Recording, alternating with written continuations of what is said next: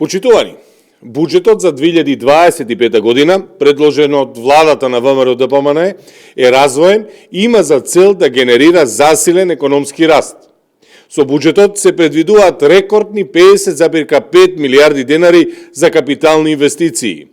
Овде се вклучени проекти како патната инфраструктура за коридорите 8 и 10Д, експресни патишта, железници, изградба на објекти.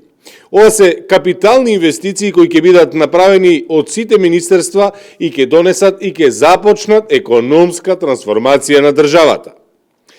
Додека владата е насочена кон развој, се гледа и од основниот податок за зголемување на буџетските средства во Министерството за транспорт за 69,4% или приближно 7 милиарди денари повеќе. Имено, покрај новата подпрограма за инфраструктурни проекти во општините, која изнесува 2,8 милиарди денари, во новиот буџетски план за следната година има зголемување за 3,9 милиарди денари повеќе во подпрограмата инвестиции во патната инфраструктура и тоа за 95,1% повеќе од буџетскиот документ за 2024 година.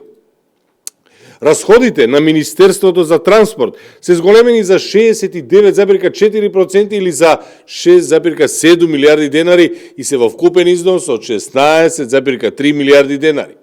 Најголем дел од проектираните расходи се планирани за капитални проекти кои укажуваат на зголемување од 77,3%.